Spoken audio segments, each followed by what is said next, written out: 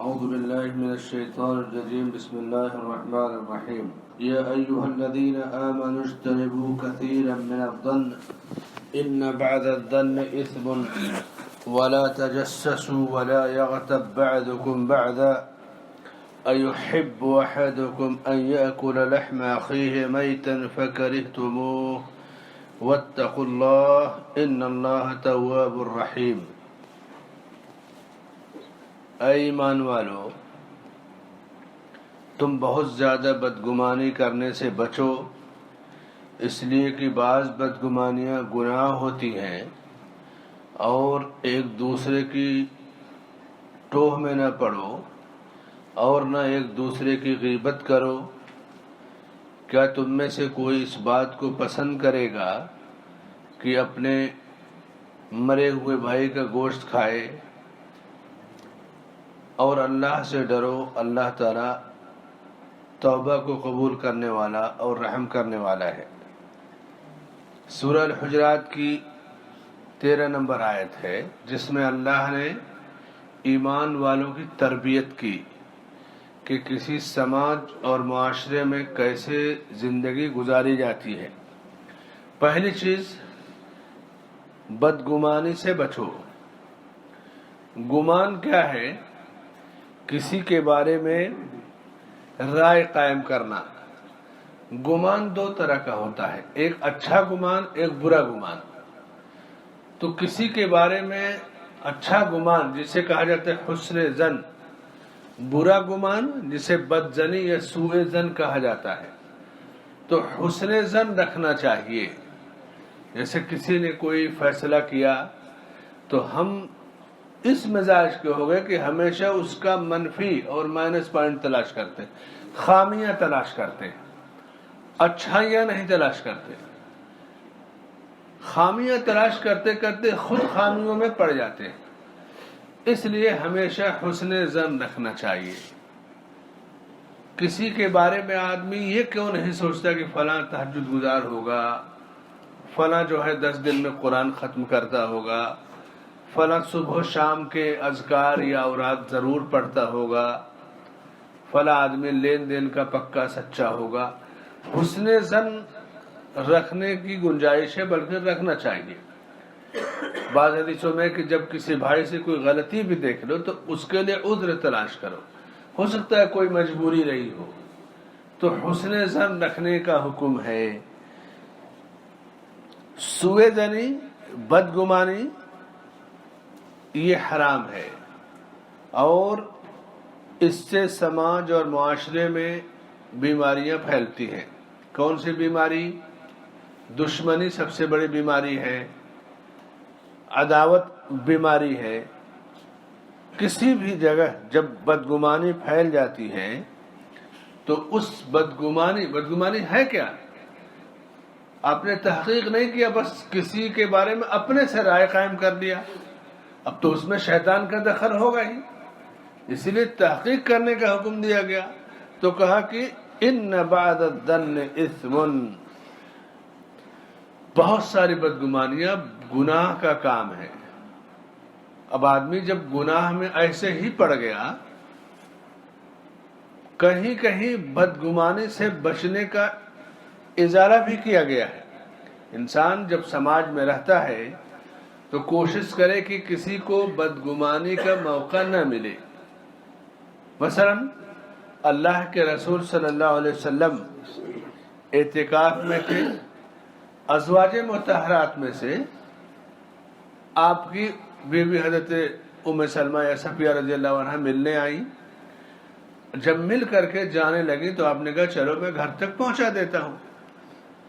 جب آپ انہیں لے گئے کہ گھر تک چھوڑ دے، اس لیے کہ فجر کے بعد ہلکا اندھیرا ہی رہتا ہے، راستے میں 2 صحابہ ایک جگہ کھڑے ہو کر کسی گفتگو کر رہے تھے، ان کی نظر پڑی، تو جب آپ نے ان کو رخصت کر دیا تو ان کو اپنے پاس بلایا اور کہا دیکھو یہ میری فلاں بیوی ہے۔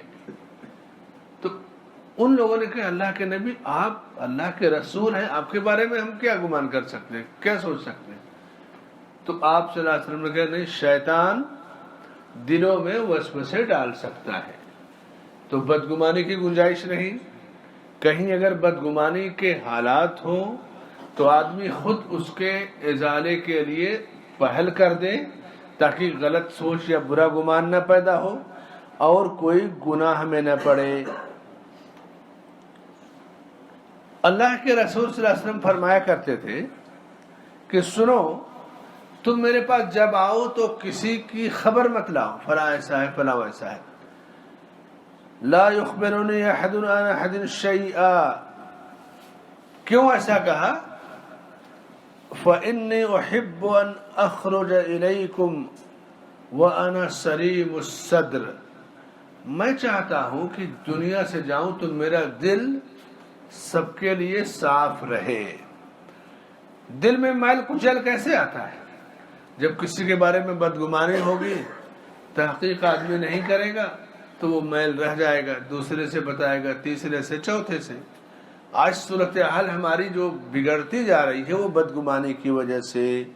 تو فرمایا کہ ان بعد الظن اثم، اس کے بعد دوسرا جو ادب اور سلیقہ اس آیت میں سکھایا گیا، غیبت سے منع کیا گیا، کہا کہ تم میں سے کوئی کسی کی غیبت نہ کرے، اور بتایا کہ جس طرح مرے ہوئے بھائی کا گوشت کھانا تم نہیں پسند کرو گے، اسی طرح غیبت اس سے بھی زیادہ خطرناک جرم ہے۔ غیبت کیا چیز ہے؟ کسی بھائی کے بارے میں ایسی بات بیان کرنا جس سے وہ سنے تو ناپسند کرے۔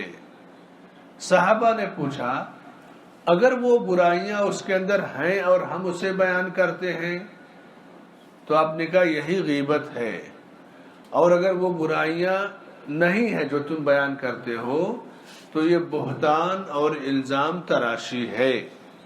دونوں صورتوں میں گنجائش نہیں ہے۔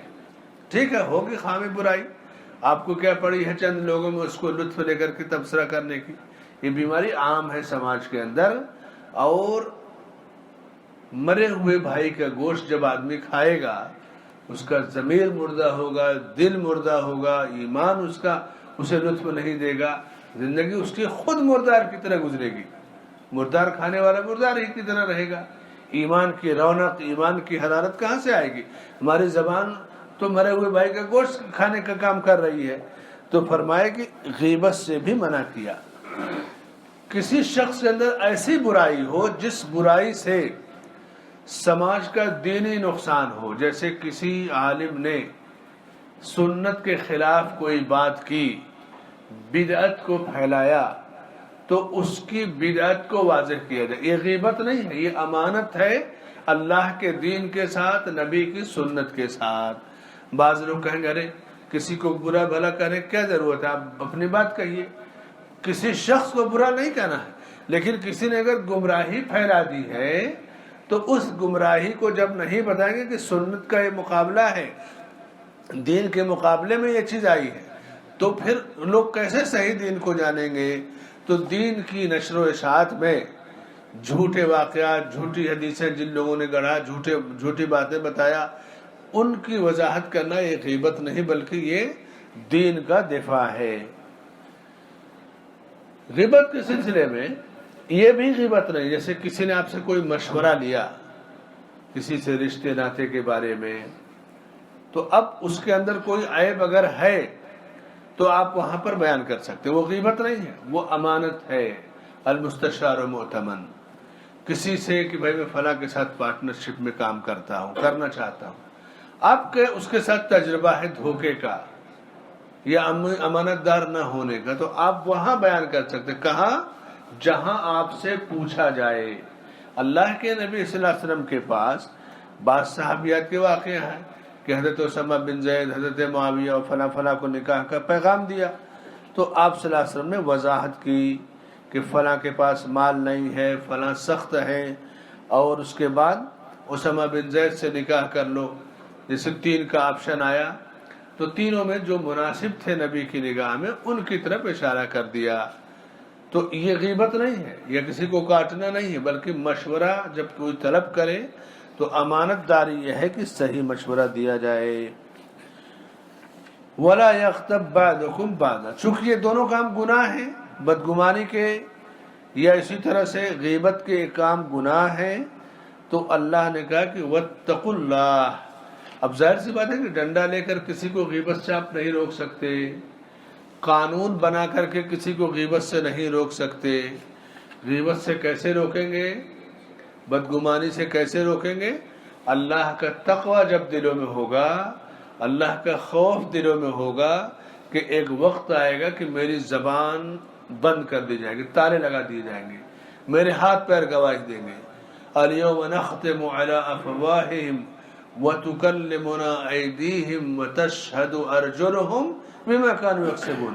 تو اس دن کا جب خوف رکھیں گے کہ میں اپنے عمل کے ساتھ اللہ کے یہاں پیش ہوں گا، قبر کا خوف رکھیں گے، تو یہی تقوی ہے کہ آدمی اللہ کے خوف سے اپنے آپ کو گناہوں سے بچا لے۔ تو کہا واتقوا اللہ، تم اللہ سے ڈرتے رہو، جتنا ڈرو گے اتنا بدگمانی غیبت سے بچو گے۔ اور ان اللہ تواب الرحیم، توبہ کرو گے اللہ توبہ کو قبول کرنے والا ہے، اور اللہ رحیم ہے، رحم دل ہے، تم پر ظلم نہیں کرنے والا۔ ٹھیک ہے تم نے گناہ کر لیا، اللہ کی طرف لوٹو، اپنے اعمال کی اصلاح کر لو، اور اس کے بعد سماج میں اپنے دل کو ایک دوسرے سے صاف کر کے زندگی گزارو۔ تو یہ آداب زندگی سکھائے گئے اس آیت کے اندر، تربیت کی گئی ایمان والوں کی۔ اللہ سے دعا ہے کہ اللہ ہمیں قرآنی تربیت کی روشنی میں زندگی گزارنے کی توفیق بخشے، آمین۔ وصلی اللہ علی نبینا محمد وعلی آلہ وصحبہ اجمعین۔